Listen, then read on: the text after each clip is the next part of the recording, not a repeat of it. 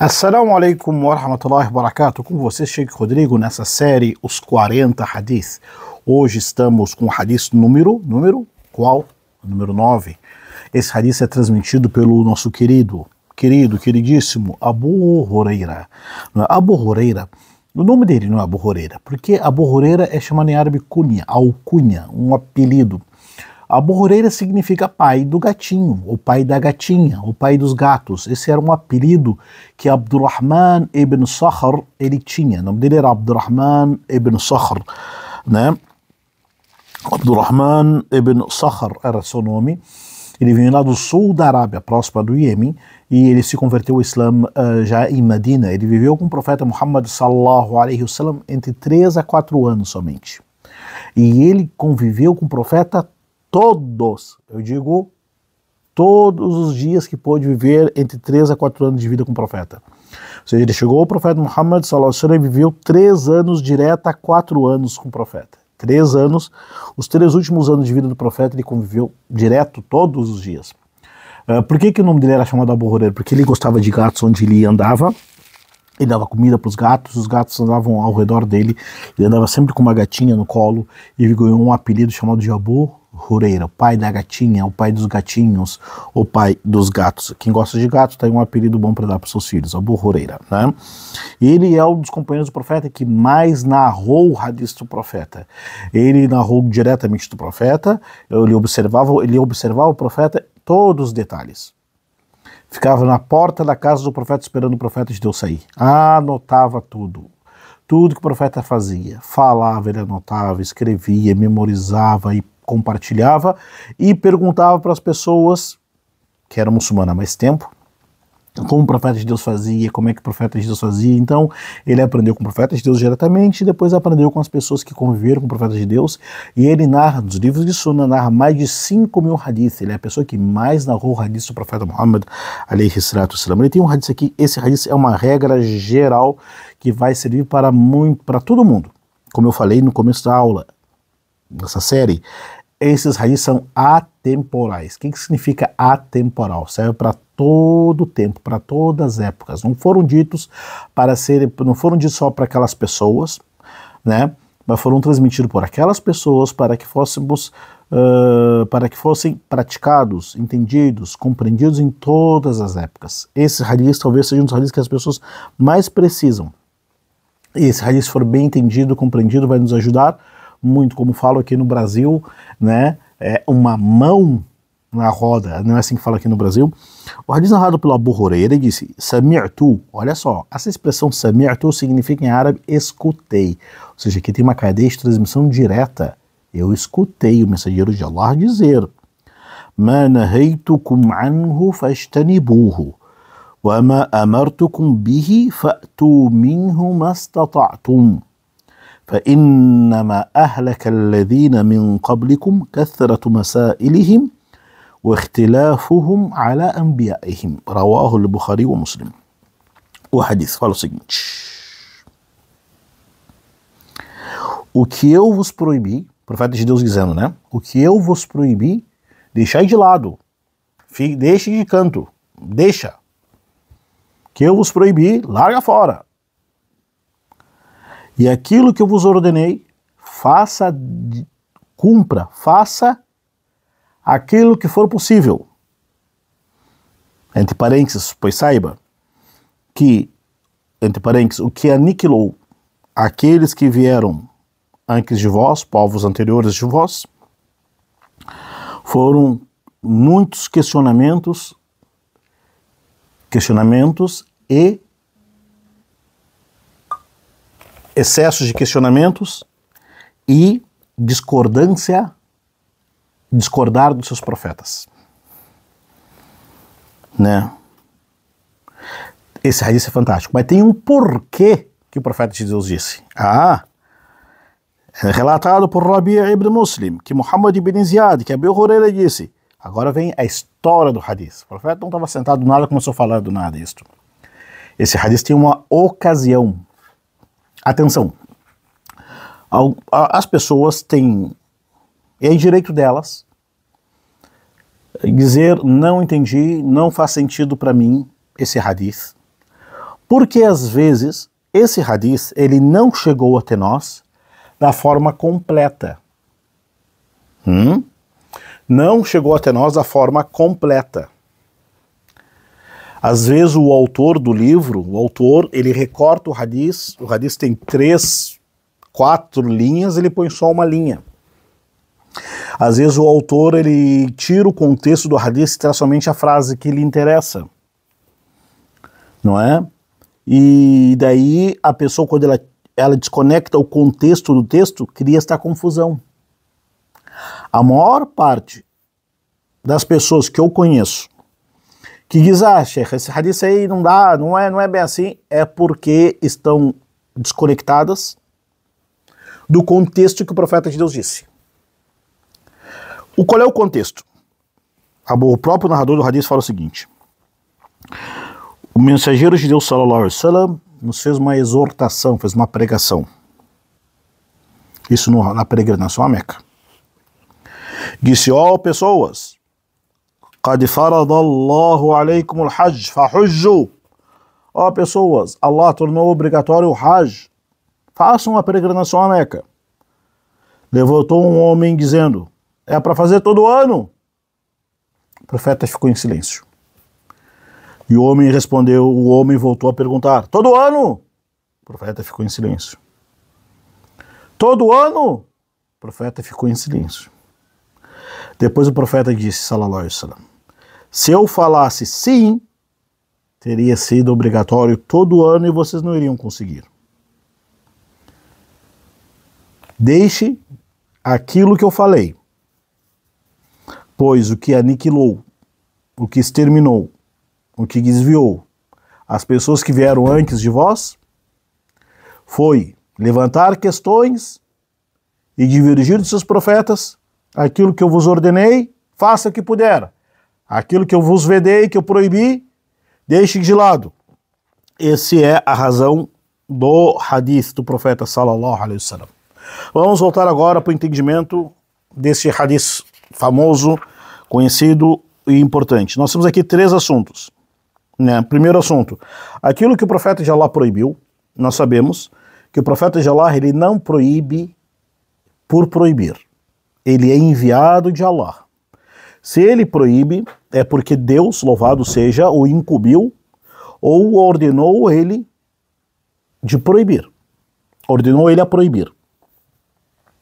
E o profeta de Allah, quando ordena algo, ele não ordena algo em vão.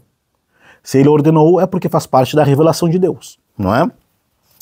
Deus nos livre de imaginar o contrário disto. A'udhu billah. De imaginar o contrário, que o profeta de Allah proíbe ou ordena algo da religião que não faz sentido, ou ele fala algo assim que não, enfim, porque isso é contrário ao testemunho de fé. Isso é o contrário naquilo que eu acredito que Muhammad é mensageiro de Allah, não é? Tudo que o mensageiro de Allah ordena é com a anuência de Allah. E tudo que ele proibiu é com a anuência de Allah. Tanto é que o Corão fala, وَأَطِيعُوا اللَّهَ وَأَطِيعُوا الرَّسُولَ. Obedeçam a Allah. Está no Corão. Obedeçam a Allah e obedeçam o mensageiro. E também está no Corão, وَمَنْ يَعْصِ اللَّهَ. E quem desobedecer a Allah, وَمَنْ يَعْصِ الرَّسُولَ. E quem desobedecer o mensageiro, está desobedecendo a Allah também. Bom, aqui nós temos três assuntos. Vamos dividir um por um. Primeiro, tudo aquilo que Allah tudo aquilo que foi proibido no Islã, a pessoa tem que cessar de fazer no momento. É proibido beber.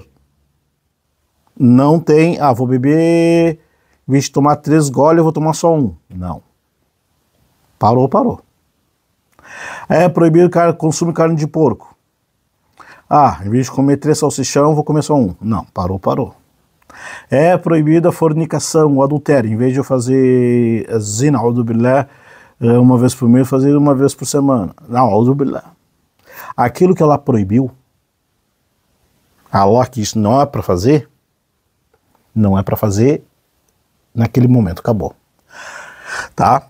Aquilo que ele ordenou, faça dentro da sua possibilidade e capacidade. Ou seja, na proibição não existe algo gradativo. Na ordem é gradativo. Por exemplo, 5 orações tem que fazer. Se você não puder rezar em pé, o que faz? Reza sentado. Se não puder rezar nos horários certos, reza quando puder. Se não puder fazer o jejum do Ramadã porque está doente, no momento, reza, faz o jejum quando puder. Se a mulher, quando está amamentando, está no período menstrual, está gestante, não pode jejuar, o que ela faz? Jejua quando puder, ou seja, cumpra quando puder, na medida do possível, dentro da sua capacidade, possibilidade física. Então você encontra que as ordens, faça, é dentro da possibilidade.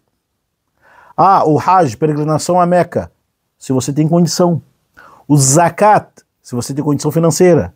O jejum, se você tem condição física. A oração, dentro do seu tempo. Já as proibições são direto. Não é? Isso nos ensina uma coisa muito importante aqui, até na prática, no aprendizado, no ensino, até na dawa. Alguém quer se converter no Islã, alguém quer entrar no Islã, tem algumas pessoas que querem entrar no Islã, dá uma cartilha aqui, um checklist. Chega lá, a pessoa quer se converter no Islã, vão dar um checklist. Você faz isso? Tá. Você, dá uma cartilha pra pessoa, não pode fazer isso, não pode fazer isso, dá um checklist. Tá. Cara, não é assim. As pessoas, com o tempo, elas vão aprendendo, elas vão, por si mesmas, lá abrindo mão de certas coisas, e por si mesmas elas vão cumprindo certas coisas, tudo no seu tempo. Agora vem a terceira parte, que eu acho importantíssima, né?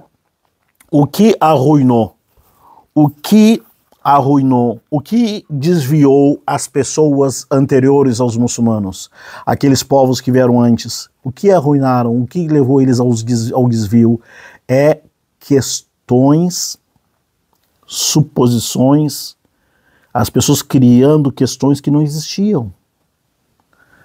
E se eu fizer isso, e se eu fizer aquilo, e o que acontece? Cara, aconteceu contigo? Teve uma questão, uma vez, eu estava numa mesquita, não vou falar o nome, né? Mas uma pessoa perguntou, eu estava ensinando uma aula de religião, a pessoa sheik, pegou um versículo do Corão, o muçulmano ele pode julgar por uma legislação que não seja da Sharia. O assunto não era este, né? Mas eu falei, não, mas por quê? O que você quer atrás da pergunta, né? Não, porque eu vou ser juiz. Você vai ser juiz? Que legal, você está estudando, você está no Ministério Público, né? Está na Júris, né? Não, que eu estou estudando para o Enem, para cursar Direito. E daí eu quero estudar Direito e eu quero ser juiz, então eu estou preocupado. Então te preocupa, a pessoa ela cria suposições, ela cria certas questões e vai adiantando, como fala aqui no Brasil, ela põe a carroça na frente dos bois e levanta essas suposições, e levanta esses questionamentos irreais, e daí cria uma discussão que não tem o porquê.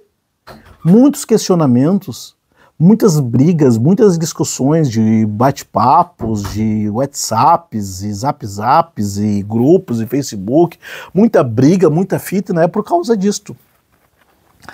Criam suposições que não existem. Daí cria uma briga de ego, de vaidade, um quer provar que está certo, sheik, eu preciso urgente agora um hadith para provar que mulher não pode mostrar não sei o quê. Por quê? Porque uma irmã diz que pode e eu estou dizendo que não pode. Gente, você aprende a religião para isso, para provar quem dá certo é errado. Gente, estão pegando...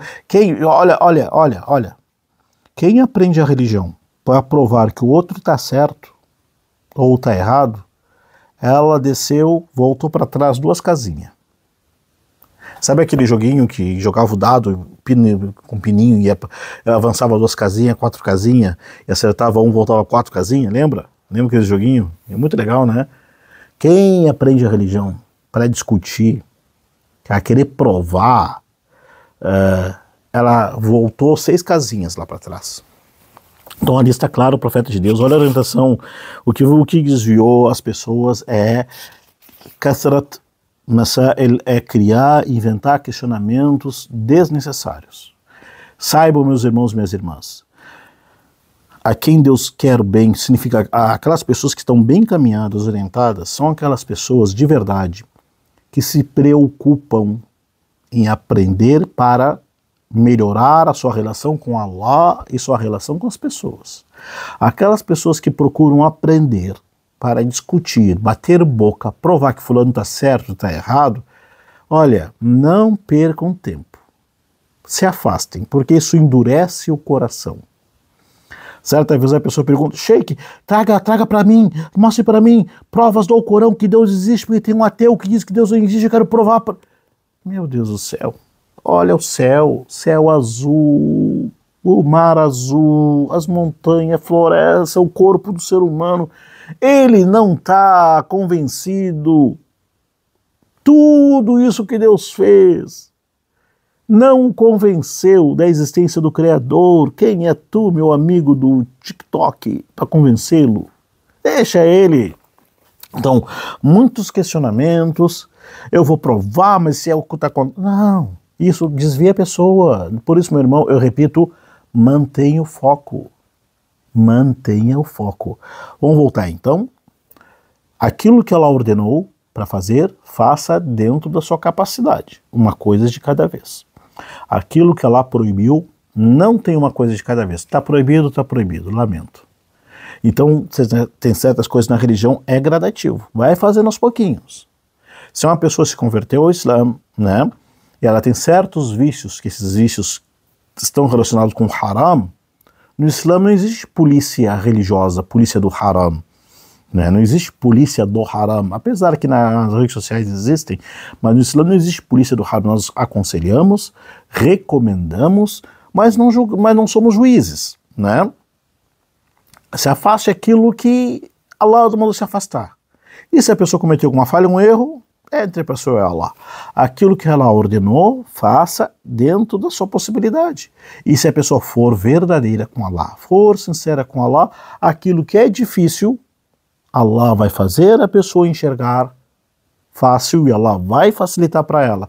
E tudo isso volta para o coração, volta para o hadith que nós vimos aquele hadith das ações do coração. Para aquela pessoa que Allah guiou o seu coração, Allah vai mostrar para ele uma saída, Allah vai facilitar para ele vai ser um bom praticante da fé e se afaste das discussões, se afaste daquilo que Deus não gosta, se afaste do diz-que-disse e se afaste de querer achar contradição. Cuide da sua fé, cuide do seu coração, aquilo que Allah proibiu, está proibido, que Deus sabe de tudo, aquilo que Allah ordenou, faça, se não puder, faça o que puder. Opa! Aquilo que Allah ordenou, faça! Se não puder, faça o que conseguir. E até o próximo vídeo.